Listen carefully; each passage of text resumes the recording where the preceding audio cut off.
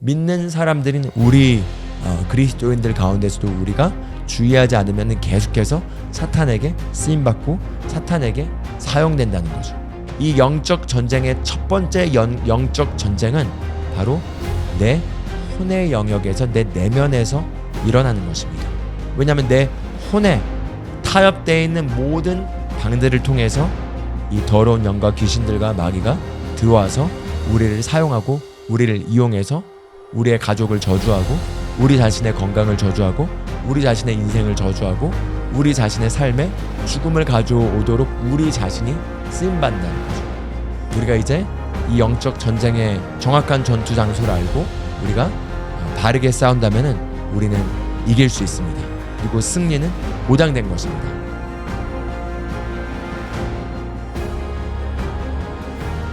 여러분 그거 아십니까? 우리가 하나님을 필요로 하는 것만큼 하나님께서도 우리 사람들을 필요로 하십니다. 우리가 하나님을 필요로 하는 건 우리 모두가 다 동의할 것입니다. 그러나 하나님께서도 하나님은 우리를 필요로 하신다는 말에 대해서는 조금 생각해 볼 수 있는 개념이죠. 그런데 왜 하나님께서 사람을 필요로 하는지 한번 설명해 보도록 하겠습니다. 구약에 하나님께서 천지를 창조하신 이후에 이 땅의 물리적인 영역에 하나님께서 무언가를 하시기 위해서는 항상 사람을 필요로 하셨습니다. 하나님께서는 이 세상을 심판함에도 불구하고 자신의 뜻을 수행할 수 있는 그 인류를 보존하기 위해서 노아의 믿음과 노아의 협력을 필요로 하셨고요. 아브라함을 필요로 하셨고요. 또 야곱을 필요로 하셨고 또 모세를 필요로 하셨고 다윗을 필요로 하셨고 솔로몬을 필요로 하셨고 또 여러 사람들을 하나님께서는 필요로 하셨고 그 사람들이 하나님의 뜻에 순종하고 그리고 믿음으로 협력할 때 결국 그 사람들을 통해서 하나님의 뜻과 하나님의 왕국이 이 땅에 실현되는 것을 볼 수 있습니다. 그렇기 때문에 하나님께서 우리 인류를 구원하시는 것도 바로 사람을 필요로 하셨기 때문에 사람의 형체로 오셔서 아들 예수 그리스도께서 사람의 몸으로 오셔서 100% 하나님이시지만 또한 100% 사람으로서 사람이 행한 잘못에 대한 값을 사람으로서 지불하심으로써 그 공의의 요구, 속량사역을 완성하신 거죠. 이와 같이 하나님의 뜻은 반드시 사람의 협력을 필요로 합니다. 그래서 하나님께서는 어떤 일을 하실 때 사람들을 찾으시고 사람들을 부르시고 그 사람들을 통해서 일을 하십니다.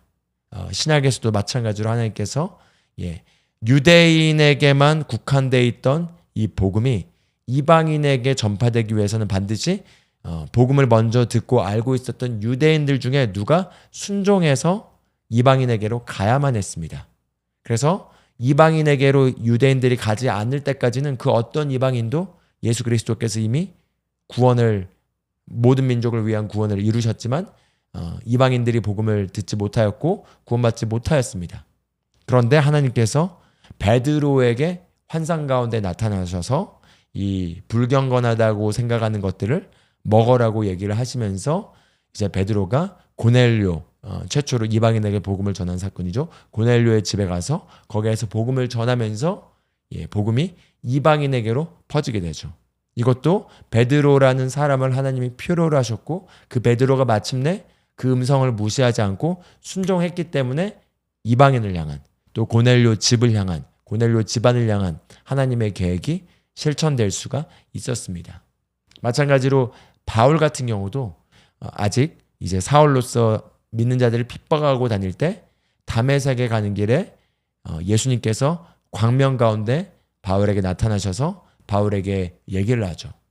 이런 특별한 사건이 있었지만 그럼에도 불구하고 바울이 구원을 받고 또 침례를 받는 것에 있어서는 사람을 필요로 했고 하나님이 그 자리에서 그냥 전하지 않으시고 그 다메섹에 가서 기다려라고 하고 그리고 나서 이제 다른 하나님의 음성에 순종한 제자가 와서 결국 바울을 그리스도께로 인도하고 침례를 주고 성령 충만을 받게 하는 장면을 볼 수 있습니다. 이와 같이 하나님의 이 뜻과 계획은 사람의 협력을 필요로 하고 이 사람의 협력이 있어야지만 하나님의 계획이 실현될 수가 있습니다. 그런데 하나님이 사람을 필요로 하는 것처럼 마찬가지로 사탄도 그 뜻이 이 땅에 실현되기 위해서는 사람의 통로를 필요로 합니다. 그래서 이 물리적인 세상에 하나님의 뜻이 이루어지거나 또는 마귀의 뜻이 이루어지는 것은 그냥 자의로 되는 것이 아니라 반드시 사람의 협력을 필요로 한다는 거죠.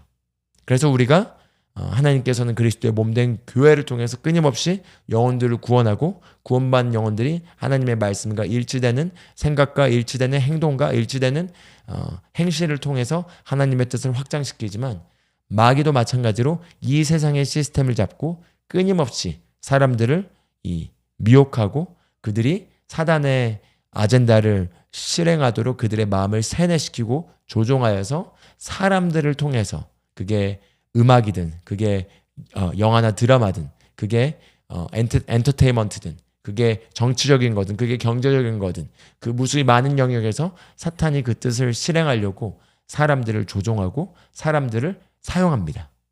그런데 우리가 보통 사탄이 사람을 사용하고 사탄에게 이 마귀에게 사람이 쓰임받는 것을 생각할 때 어떤 믿지 않는 이런 사탄을 숭배한 자들이나 또는 대놓고 악을 행하는 악한 사람들만 사탄에게 쓰임받는다고 생각할 수가 있겠습니다. 그러나 여러분 그거 아십니까? 믿는 자인 우리들도 우리가 주의하지 않으면은 얼마든지 사탄에게 수시로 사용당할 수가 있습니다.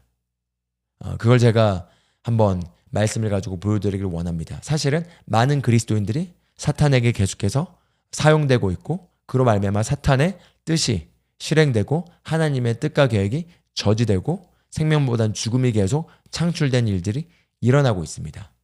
그렇기 때문에 우리가 그냥 믿지 않는 자들은 원래 그들이 하나님을 예수님을 주님으로 섬기고 있지 않기 때문에 그렇다 치더라도 믿는 사람들인 우리 그리스도인들 가운데서도 우리가 주의하지 않으면 계속해서 사탄에게 쓰임받고 사탄에게 사용된다는 거죠. 한번 예시를 보겠습니다. 우리 예수님 시대 때 베드로가 한 번은 예수님께서 너희는 나를 누구라고 하느냐라고 제자들에게 물어봤을 때 베드로가 주는 그리스도시여 살아계신 하나님의 아들입니다라고 성령의 감동을 따라 이 고백을 하였습니다. 그러자 예수님께서 바요나 시몬아 너가 복되도다. 이것을 알게 하는 것은 혈과 육이 아니라 오직 하늘에 계신 아버지니 바로 이 반석 위에 내가 내 교회를 세우리라라고 하시는 말씀을 우리가 볼 수 있습니다. 베드로가 지금 성령의 감동을 받아서 예수님이 그리스도시라는 그 계시를 드러낸 거죠. 바로 그렇게 예수님께 칭찬을 받았던 베드로가 그 바로 얼마 되지 않아서 이제 예수님께서 예루살렘에 가서 이제 바리새인과 서기관들과 제사장들에 의하여 십자가에 못 박히고 죽고 3일 만에 다시 부활하게 될 것을 밝히십니다. 그러자 베드로가 이런 행동을 합니다. 마태복음 16장 22절을 보면은 베드로가 예수를 붙들고 항변하여 이르되 주여 그리 마옵소서 이 일이 결코 죽게 미치지 아니하리이다 이렇게 얘기합니다. 여기서 항변한다는 단어가 예수님을 꾸짖었다라는 단어입니다. 베드로가 예수님을 꾸짖으면서 예수님 말도 안 되는 소리입니다. 예수님은 죽으시면 안 됩니다. 예수님은 그런 일이 예수님께 일어나면 안 됩니다. 이렇게 얘기하죠. 인간적으로 생각했을 때 베드로는 이것이 예수님을 위한 일이라고 생각할 수도 있겠습니다. 그런데 그 다음 구절을 보면 예수님께서 어떻게 반응하시죠? 예수께서 돌이키시며 베드로에게 이르시되 사탄아 내 뒤로 물러가라. 너는 나를 넘어지게 하는 자로다. 너가 하나님의 일을 생각하지 아니하고 도리어 사람의 일을 생각한도다 하시고 이렇게 얘기하고 있죠. 사탄아 뒤로 물러가라. 너가 하나님의 일을 생각하지 않고 사람의 일을 생각한도다. 여기에서 우리가 볼 수 있는 것처럼 베드로가 이렇게 막 귀신 들려서 막 귀신이 베드로를 통해서 막 이상하게 말을 하고 악지르고 하는 형태의 모습이 아니었다는 거죠. 지극히 정상적으로 사람으로서 정상인으로서 얘기를 했습니다. 그런데 예수님은 영적인 영역에서 그 배후에 누가 베드로라는 이 그릇을 통해서 말하고 있는지를 볼 수 있었고 그래서 그 영적인 세력을 지적한 거죠. 사탄아 내 뒤로 물러가라. 즉 사탄이 베드로를 통해서 말했다는 거죠. 어떤 걸 말했죠? 십자가에 못 박혀 죽으면 안 된다는 것을 얘기했다는 거죠. 그래서 여기에서 우리가 볼 수 있는 것처럼 사탄은 얼마든지 우리 안에 하나님과 일치하는 생각이 아닌 잘못된 사람의 생각, 또 잘못된 생각들을 통로로 사용해서 우리를 이용할 수가 있다는 것입니다. 베드로가 왜 이런 얘기를 했을까요? 그리고 베드로의 마음의 의도는 사탄에게 쓰임받을 의도가 없이 순수했을 것입니다. 그런데 베드로의 순수한 의도와 상관없이 베드로 안에 다룬받지 않는 생각들이 있었다는 거죠. 베드로의 혼에 바뀌지 않는, 그리고 육신과 결탁되어서 사탄이 얼마든지 들어올 수 있는 어떤 견고한 진들이 그 안에 있었다는 것입니다. 그게 무엇일까요? 아마도 야망이었을 것입니다.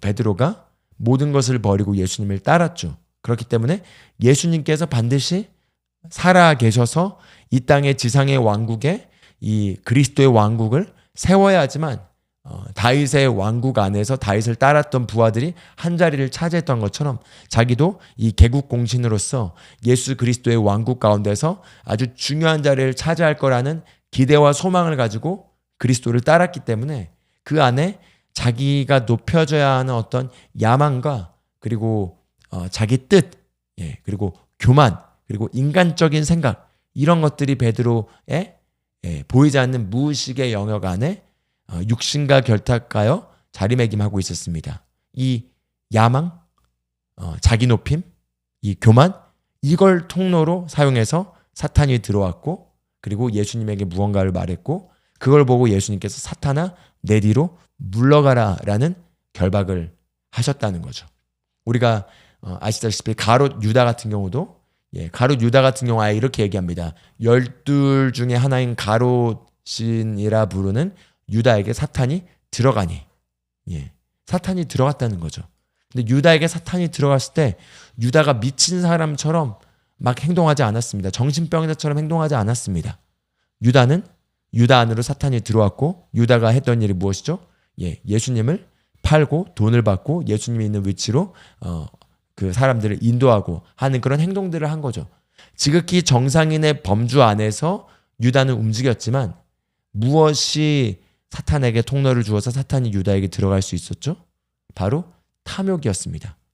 유다는 도둑 놈이라고 얘기를 했었고 상습적으로 이 돈 자금을 관리하면서 돈을 훔쳤다고 얘기합니다.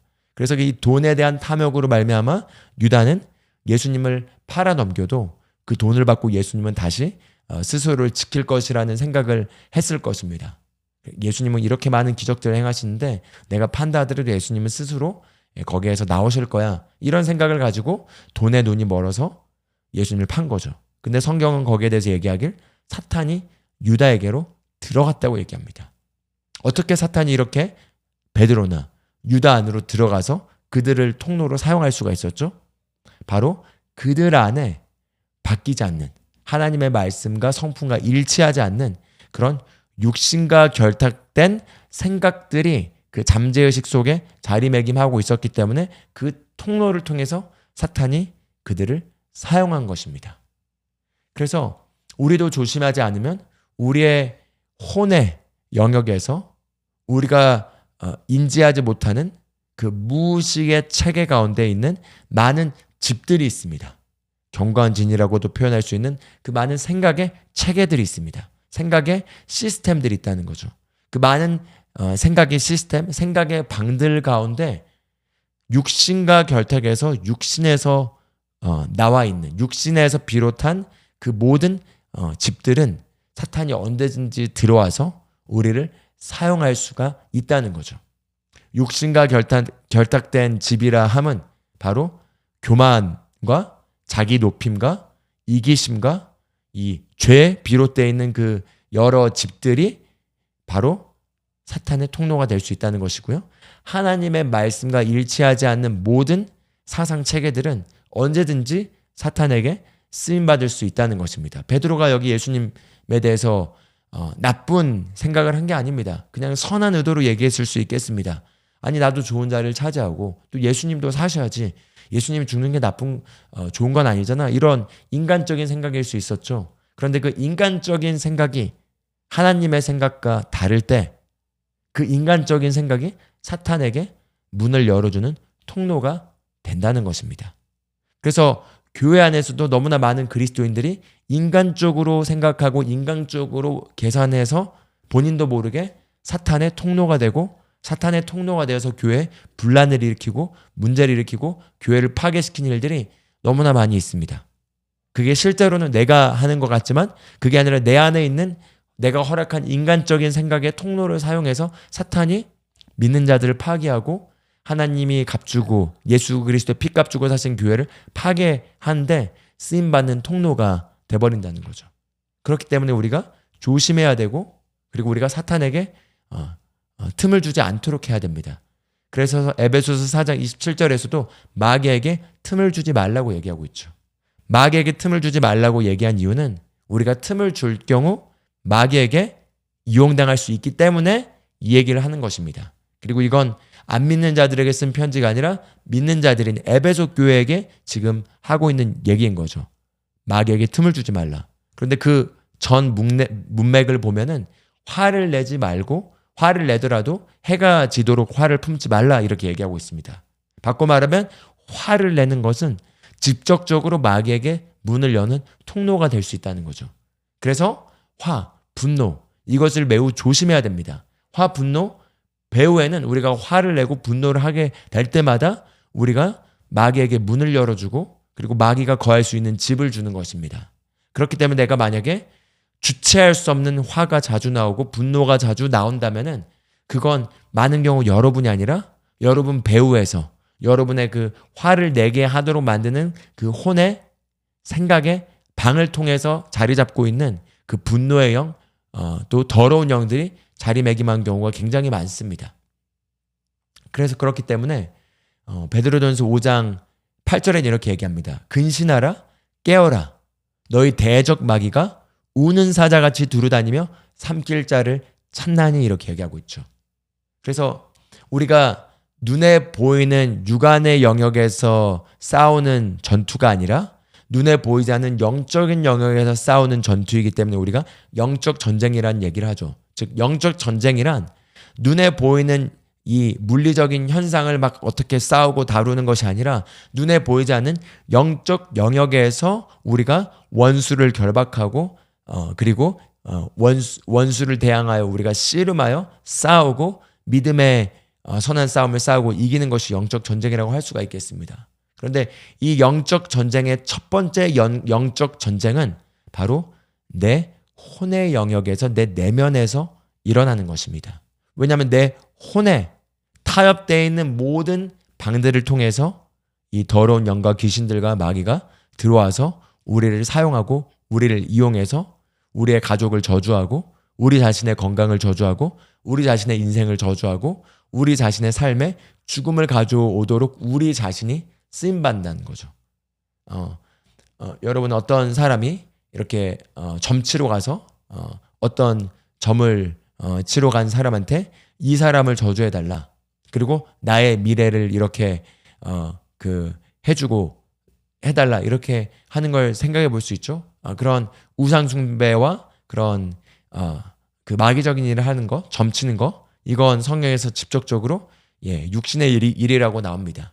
그런데 우리가 꼭 어떤 곳에 점을 치러 가서 어떤 사람을 저주하지 않아도 우리의 말들을 통해서 우리도 모르게 우리가 저주를 하는데 사단에게 쓰임받고 있습니다. 사랑하는 가족에게 순간 화가 나고 순간 마음에 들지 않아서 저주의 말들을 하고 죽음의 말들을 하고 그걸 통해서 집에 가장 소중하고 아껴야 되고 지켜야 될 가족들에게 사탄의 통로가 되어서 죽음을 쏟아내는 거죠. 자녀들에게 죽음을 쏟아내는 거죠.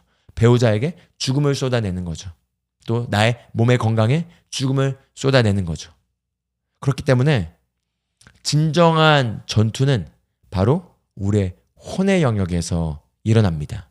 그리고 우리 혼의 영역에서 우리가 타협되어 있는 모든 그 생각의 시스템들을 우리가 발견하고 그것들을 뿌리째 뽑고 그리고 말씀의 시스템으로 우리의 혼을 새롭게 하게 되면은 그러면은 마귀가 두루 다녀도 삼킬 수가 없는 자가 되는 겁니다.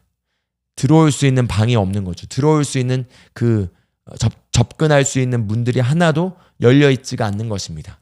그러면 마귀에게 삼킬 수 없는 존재가 되는 거죠. 마귀는 삼킬 자를 찾고 있습니다. 그리고 많은 그리스도인들을 삼키고 있고 그래서 그들을 통해서 마귀가 계속해서 하나님의 뜻을 가로막고 하나님이 하시고자 하는 일들을 방해하고 있습니다.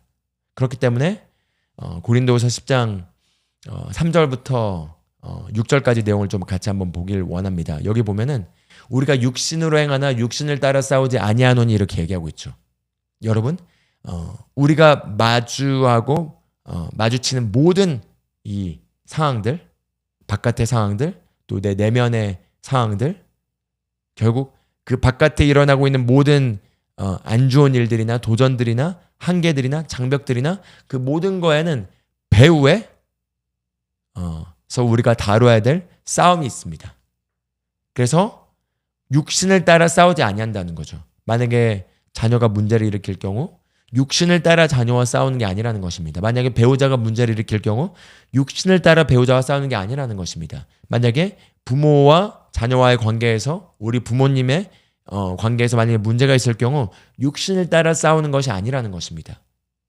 육신을 따라 싸우는 것이 아니라 그 배후에 있는 영적인 영역을 다뤄야 되고 거기에는 반드시 지옥의 문이 열려서 거기에서부터 오는 어둠의 영들이 우리를 지금 공격하고 있는 곳들이 있다는 거죠.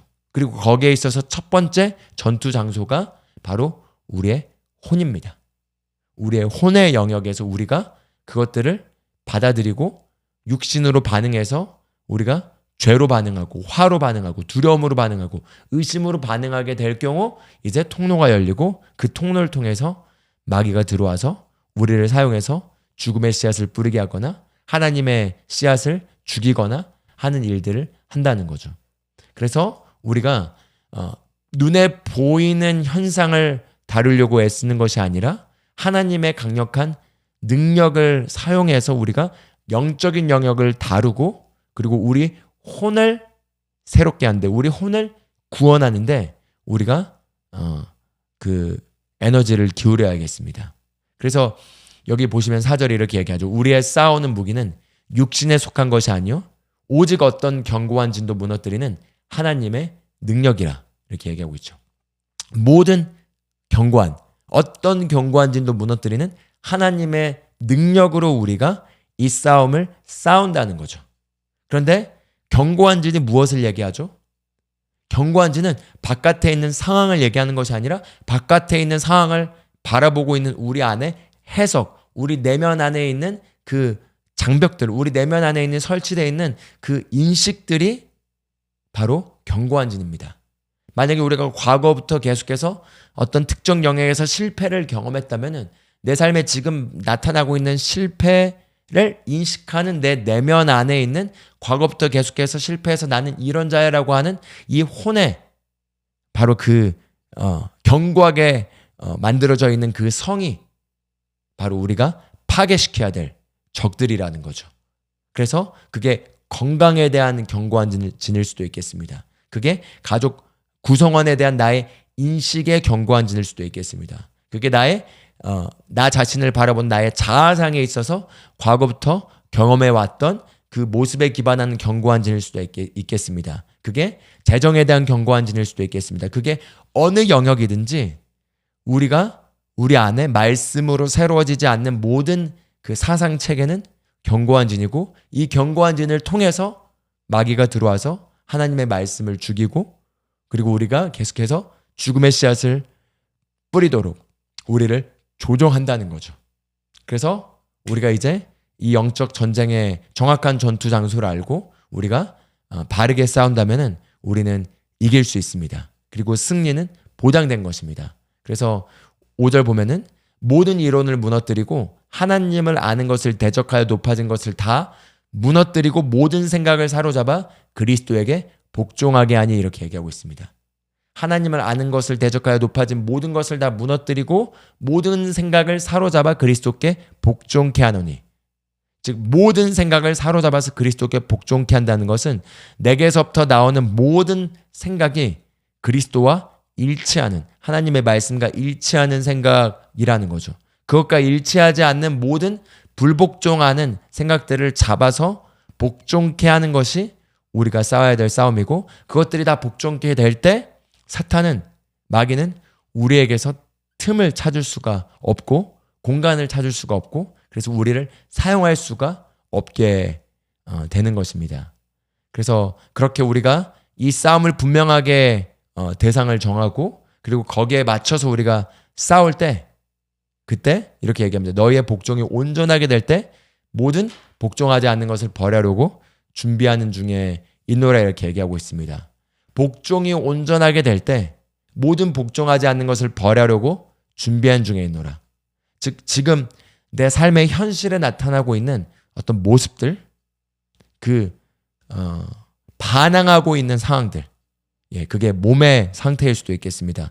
말씀은 그가 책정이 맞음으로 우리는 나음을 입었다라고 얘기하고 있는데, 몸에선 여전히 이 질병이 우리 몸을 공격하고 있고, 그것을 통해서 영적인 그 진리의 말씀과 대항하여 반항하고 있는 상황들이 있다는 거죠. 그게 질병일 수도 있겠고요. 그게 배우자와의 관계에서 일어난 어떤 문제들일 수도 있겠고요. 그게 자녀의 문제일 수도 있겠고요. 그게 재정의 문제일 수도 있겠고요. 그게 사역에서의 문제일 수가 있겠고요. 또 여러분 지금 삶에서 맞닥뜨리고 있는 어떤 그 도전들, 그 넘지 못하는 그 계속 장벽에 막혀있는 어떤 한계되는 상황들일 수가 있겠습니다.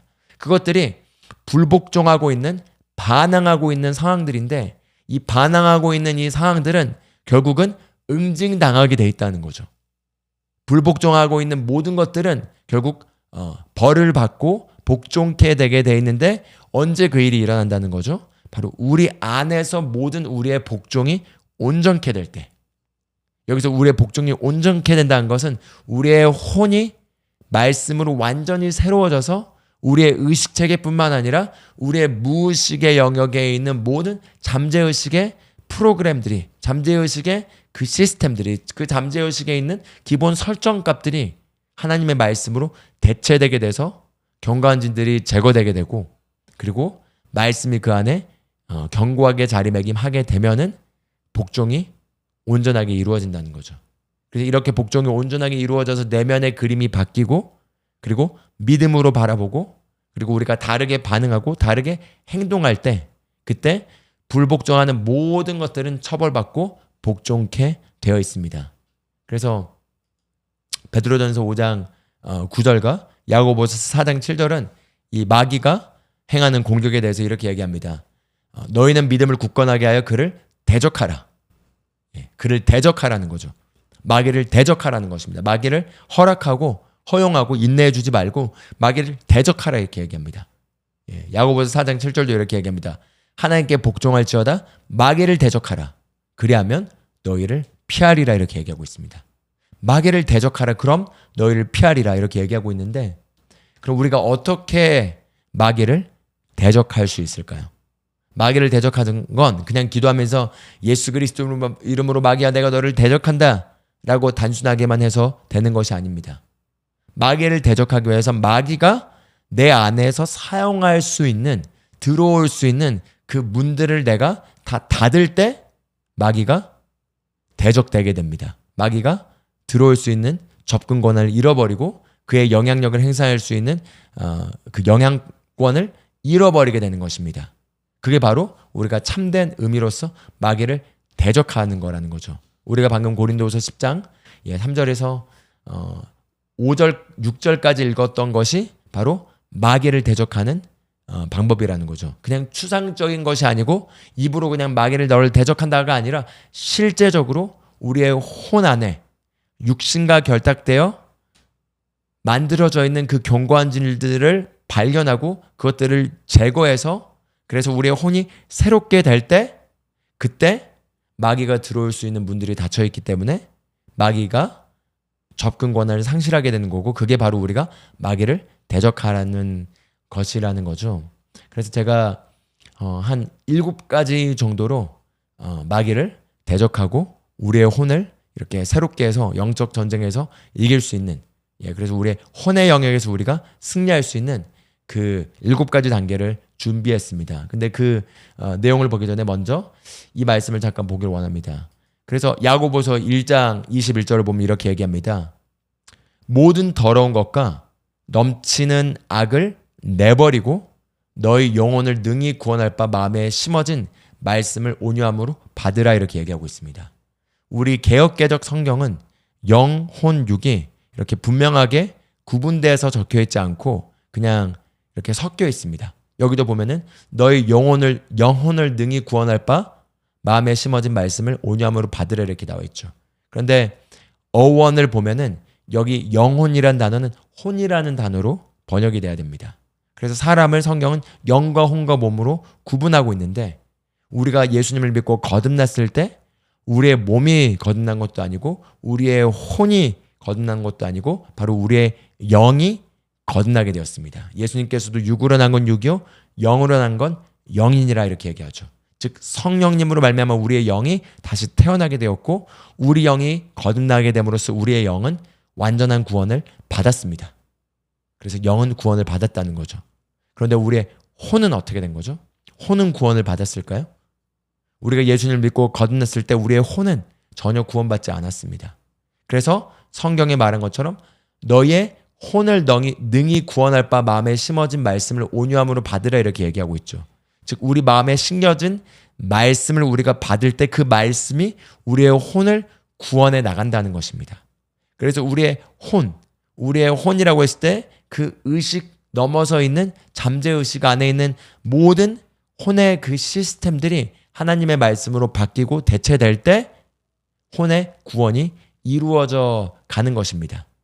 그리고 이 혼의 구원이 이루어져 갈 때 우리의 육체는 거기에 영향을 받고 우리의 삶은 거기에 영향을 받게 돼 있습니다. 그리고 우리의 육체의 구원은 우리가 부활의 몸을 입게 될 때 육체의 구원이 이루어지는 거죠.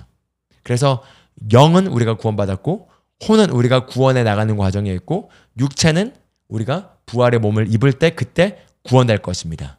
그래서 이 메커니즘을 알겠죠? 그래서 여기서도 보면은 혼을 능히 구원할 바 마음에 심어진 말씀을 온유함으로 받으라, 이렇게 얘기하고 있고요.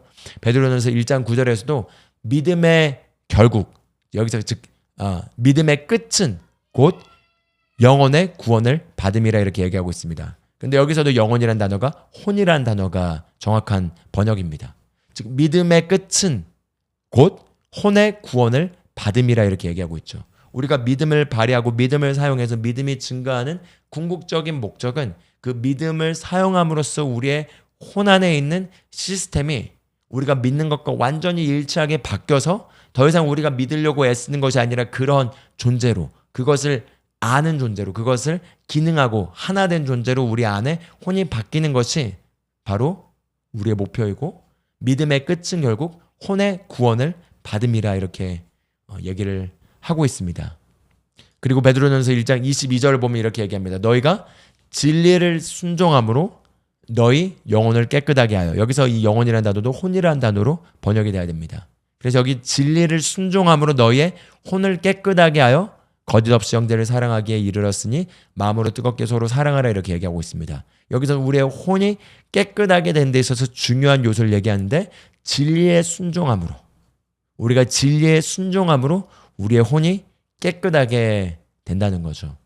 그래서 오늘 여기 있는 말씀들을 통해서 결국 제가 강조하길 원하는 건 우리의 혼이 실제 영적 전쟁이 일어나는 장소이고, 우리의 혼 안에 있는 그 내면의 시스템을 우리가 적극적으로 말씀으로 바꿔주지 않으면은 말씀으로 바뀌어져 있지 않는, 그리고 육신과 결탁하여 해를 거듭할수록 견고하게 자리매김하고 있는 그 혼에 설치되어 있는 육신의 방들로 말미암아 마귀와 귀신들이 들어와서 우리를 사용하고 우리가 계속해서 사탄의 일을 하는 데 있어서 우리가 쓰임받는다는 거죠. 그렇기 때문에 이걸 우리가 끊어내야겠습니다. 그리고 우리가 그걸 끊어내고 하나님의 일을 수행한 자로서 하나님께 쓰임받는 통로가 되도록 우리가 갈망하고 우리가 이것을 준비해야겠습니다. 그래서 7가지만 실제적으로 적용할 수 있는 것을 나누고 오늘 말씀을 마무리하기를 원합니다. 먼저 첫 번째는 교만을 대적하고 그리고 자신을 낮춤으로써 겸손을 선택하는 것입니다. 우리가 아까 전에 봤던 말씀, 마귀를 대적하라 그럼 그가 너희를 피하리라. 그리고 믿음 안에 굳게 서서 마귀를 대적하라. 베드로전서와 야고보서 4장에 있는 말씀을 봤는데요. 그 전후 문맥을 보면은 교만과 겸손에 대해서 다루고 있는 내용이 나옵니다. 하나님께서 교만한 자를 대적하시고 겸손한 자를 높이신다. 겸손한 자에게 은혜를 더해 주신다. 이런 맥락 안에서 지금 마귀를 대적하라는 얘기가 나온 거죠. 그래서 마귀는 무엇보다도 마귀의 가장 큰 속성이 무엇이죠? 바로 교만입니다. 이 교만은 그 나의 자아가 계속해서 존중받고 대접받아서 높아지기를 원하는 그 내면의 습성이 바로 자아라고 할 수 있겠고요. 이 자아가 교만과 결탁하여 우리가 끊임없이 많은 종류의 죄를 만들어내고 그리고 이 교만이라는 문을 통해서 사탄에게 우리 자신을 우리가 내어주게 됩니다. 그렇기 때문에 우리가 무엇보다도 항상 이 기도의 자리에 주님 앞에 나올 때 교만한 것이 내 안에 만약에 조금이라도 발견된다면 내가 이 교만한 것들을 다 깨부수고 그리고 주님의 그 정화시키는 정결케 하는 그 거룩한 불로 말미암아 내가 정화되고 깨끗게 되고 성별케 되어서 내가 주님께 쓰임받는 깨끗한 그릇이 되길 원합니다. 내가 주님 앞에 겸손히 나 자신을 낮춥니다. 주님은 교만한 자를 대적하시고 겸손한 자에게 은혜를 주신다고 했는데 내가 하나님의 전능하신 손 아래서 겸손하길 원합니다. 이런 태도로 기도를 시작하는 거죠. 그래서 여기에서 중요한 건 무엇이냐면 교만 같은 경우는 내가 교만하다는 걸 알기가 쉽지가 않습니다. 그래서 내가 나는 교만하지 않아라고 생각하지만 사실은 교만한 경우가 너무나 많습니다. 언제 내가 교만한지 아닌지를 잘 알 수 있을까요? 누가 나에게 무언가 교정하는 말을 했거나 나에게 안 좋은 피드백을 해줬을 때 내가 기분이 상하고 내 의견이 받아들여지지 않았을 때 기분이 상하고 내가 뭔가 좋은 대접을 받지 못했을 때 기분이 상하는 이 모든 것들이 바로 교만이라는 뿌리에서 기반해 있는 것입니다. 특히 내가 가르침 받으려는 그런 태도가 없이 모든 걸 안다는 태도, 누가 나에게 무언가를 교정해 주기가 매우 힘들고 나에게 무언가를 교정해 주려고 할 때 나의 눈치를 많이 살펴봐야 된다면은 지금 교만한 것입니다. 그래서 그런 마음으로 나가야 되는 거죠. 주님 앞에 내가 겸손하길 원합니다. 주님 앞에 내가 만약에 틀린 것이 있다면 알려주세요. 주님 내가 겸손을 선택합니다. 내가 교만을 거절합니다. 주님 내가 만약에 바뀌어야 될 것이 있다면 내가 조정돼야 될 것이 있다면 내가 교정돼야 될 것이 있다면 무엇인지 알려주세요. 내가 다 바꾸겠습니다. 나를 구비시켜 주십시오. 내가 작은 일에 충실하겠습니다. 이런 태도가 바로 첫 번째로 우리가 가져야 될 태도라고 할 수가 있겠습니다. 그냥 막 기도 많이 하고 그냥 성경 많이 읽는 것이 전부가 아닙니다. 기도를 했다면 기도를 통해서 기도를 통해 흘러나오는 그 하나님의 강력한 능력과 에너지가 바른 곳을 향해 흘러가서 그것을 바꾸는 게 기도의 궁극적인 목적이라고 할 수가 있겠죠. 그래서 기도의 궁극적인 목적은 첫 번째로는 내가 변화되는 것입니다. 남들이 변하기 전에, 환경이 변하기 전에 내가 먼저 변화되는 것이 항상 기도의 첫 번째 목적이어야 됩니다. 그래서 겸손하기를 선택하고 겸손해지도록 기도하고 교만을 거절하는 기도를 하고 주님께서 무엇이든 나에게 교정하기를 원하신다면 내가 지금 교정받겠습니다. 나를 깨시고 나를 낮추시고 그리고 나를 테스트하시고 나를 겸손케 하시옵소서. 무엇이든 나를 책망하실 때 내가 기꺼이 기뻐하는 마음으로 듣고 나 자신을 교정시키겠습니다. 이런 태도가 첫 번째로 갖춰야 될 태도고요. 그리고 이제 두 번째는 바로 견고한 진을 발견하는 것입니다. 지금 내 삶에 나를 가로막고 있고 사탄이 자꾸 들어와서 나를 통로로 사용하고 있는 그 견고한 진이 무엇일까? 이거를 발견하는 거죠. 그래서 그걸 우리가 발견하지 않고 그냥 살아간 대로 살아가면서 변화하려고 해도 안 변하는 이유는 지금 바뀌어야 될 또 없어져야 될 대체해야 될 그 분명한 견고한 진을 우리가 분별하고 식별해서 그것을 공격하여 다루지 않았기 때문인 것입니다. 그래서 이제 내가 깨어진 심령의 태도로 시편 51편의 다윗의 회개하는 기도처럼 주님 내가 정말 이 깨어진 심령으로 주님의 손에 의해 빚어지길 원합니다. 그런 마음을 가지고 성령님, 주님께서 나를 빚으신 데 있어서 내 안에 옳지 않은 것이 있다면, 마귀가 사용하고 있는 것이 있다면 그 견고한 진이 무엇인지를 발견해 주시고 알려주세요 라는 그런 마음으로 이제 견고한 진을 식별하기 위한 기도를 하는 거죠. 예, 그게 바로 두 번째 단계고요. 예, 그리고 세 번째는 이제 회개하는 마음의 심령을 가지고 강력하게 성령 안에서 방언으로 기도하고 그리고 또 말씀을 선포하면서 기도하는 것입니다.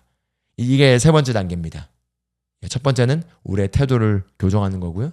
두 번째는 성령님께 우리가 어디가 바뀌어야 될지를 정확하게 묻고 발견하는 것이고요. 이제 그 태도와 방향성 그리고 목표가 정해졌기 때문에 세 번째는 간절한 기도를 하는 것입니다. 특히 이 기도를 할 때 주님, 예를 들어 내가 만약에 주님께서 나의 심령을 조정해 주셔서 내가 돈을 하나님보다 사랑한다. 또는 내가 명예를 하나님보다 사랑한다. 또는 내가 나 자신이 높임받는 것을 즐거워한다. 만약 이런 것들이 발견됐다면은 이제 그거를 회개하는 마음으로 기도하는 것입니다. 성령님, 나를 도와주세요. 내가 내 자신을 내어드립니다. 그리고 나 자신을 정결케 하길 원합니다. 그리고 거기에 필요한 말씀들을 찾아서 그 말씀들을 묵상하면서 강렬하게 기도를 하는 것입니다. 그래서 이제 싸워야 될 정확한 대상을 우리 안에서 발견하고 거기에 맞춰서 우리가 기도를 할 때 기도에서 나오는 그 능력이 우리로 하여금 그것들을 직면하고 대면해서 그것들을 파쇄시키고 거기에 대해서 새로운 것들이 설치될 수 있도록 하는 그 도움을 줍니다. 그래서 그냥 목표 없이 그냥 기도를 해야 되니까 기도하는 것과 완전히 다른 종류의 결과를 만들어내는 기도가 되는 거죠. 그래서 그렇게 기도를 하시면서 성령의 거룩한 불이 소멸케 하는 그 불이 우리의 모든 영과 혼과 몸을 태워버려서 우리를 정결케 하고 그리고 하나님으로부터 오지 않는 모든 것들을 불태워버리고 그게 의심일 수도 있겠고요. 그게 불신앙일 수도 있겠고요. 그게 염려일 수도 있겠고요. 그게 육신의 탐욕일 수도 있겠고요. 그게 성적인 중독일 수도 있겠고요. 그게 그 다른 사람들의 인정을 받고자 하는 것일 수도 있겠고요. 그게 무엇이든 거룩한 불이 흘러와서 그것들을 태워버리고 하나님으로부터 오지 않는 모든 것들을 태우고 우리의 모든 영과 혼과 육이 이렇게 깨끗해지도록 하는 그런 갈망을 가지고 이렇게 기도를 하는 거죠. 이게 네 번째입니다. 그리고 다섯 번째는 그렇게 기도만 하는 것이 아니라 이제 기도를 해서 우리 안에서부터 그 능력이 흘러나오도록 우리가 방향을 맞췄기 때문에 일상의 삶에서 그것을 끊임없이 인식하면서 우리의 행동에서부터 바른 선택을 내리도록 우리가 행동을 바꾸는 것입니다. 그래서 행동을 바꾸는 것에 있어서 중요한 것은 성령으로 육신의 행실을 주결하고 있습니다. 성령 안에서 기도하고 말씀을 계속해서 바른 모습의 말씀을 묵상함으로써 육신이 나도 인식하지 못하는 가운데 더러운 것들을 행하려고 하거나 잘못된 것들을 행하려고 하거나 육신에서부터 반응이 나올 때마다 그것들을 죽이는 거죠. 그것을 죽이고 그리고 그것과 반대되는 바른 행동들을 행하는 것입니다. 특히 성령으로 육신의 행실을 죽이고 그리고 여섯 번째로 우리의 마음을 새롭게 하는 거죠. 우리의 행동을 바꾸려고 우리가 안에서부터 오는 능력으로 우리의 행동을 바꾸기 위한 우리의 인식을 새롭게 하는 것과 더해서 그렇게 우리가 지속적으로 하나님이 제공해 주신 능력으로 우리가 싸워야 될 그 대상을 조준하고 싸우고 그것과 반대되는 이제 우리가 원하는 그 그림의 모습을 행동하고 할 때 우리의 마음속, 우리의 마인드에 그 잠재의식의 영역이 새롭게 재프로그램 되기 시작합니다. 그렇게 마음을 새롭게 하고 그리고 새롭게 하는 가운데서 끝까지 순종하며 하나님의 말씀을 따르고 그리고 이걸 반복할 때 그때 우리 내면 안에 견고한 진이 완전히 파쇄되고 그리고 하나님의 성품과 하나님의 말씀과 일치하는 그 특성이 우리의 잠재의식 가운데 설치되게 되고 그 결과 마귀가 우리 안에 들어와서 우리를 선동해야 되는데 선동당할 수 있는 우리가 흔들릴 수 있는 그 조금도 여지가 없게 되는 상태가 되게 되는 거죠. 그럼 마귀는 더 이상 할 수 있는 것이 없어지게 됩니다. 그리고 우리가 그렇게 생각이 우리의 내면이 하나님의 말씀으로 바뀌는 것만큼 성령님께서 제한 없이 우리를 더 크게 사용하실 수가 있습니다.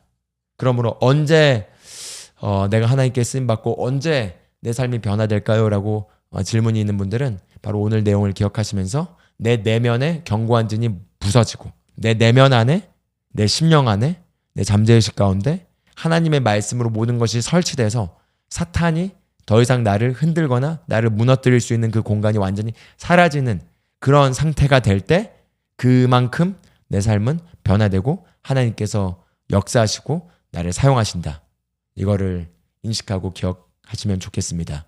네, 오늘 여기까지 말씀 마무리하도록 하겠습니다. 잠깐 기도하고 그리고 마무리하기를 원합니다. 결국 우리의 궁극적 목표는 우리의 혼이 구원을 받아서 우리의 영과 완전히 일치하게 돼서 영에서부터 흘러나오는 하나님의 신성한 성품과 능력이 우리의 혼에 투영되어 우리의 육체까지 나타나서 우리가 하나님의 뜻을 수행하는 하나님의 온전한 영광을 담는 그릇이 되는 것이 바로 우리의 목표라고 할 수가 있겠습니다. 기도하도록 하겠습니다.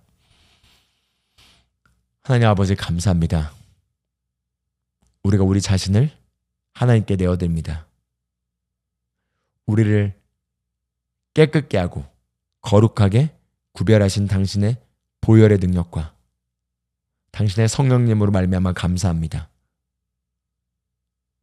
주 하나님 감사드립니다. 우리의 손과 발을 통하여 우리를 통하여 예수 그리스도께서 운행하시고 역사하시고 일하시니 감사합니다. 우리를 주님이 쓰실 수 있는 깨끗한 그릇으로 준비하시고 사탄이 조금 더 사용할 수 없는 그런 거룩한 그릇으로 우리를 준비시켜 주시니 감사드립니다. 주 예수 그리스도의 이름으로 기도합니다. 아멘. 아멘. 감사합니다.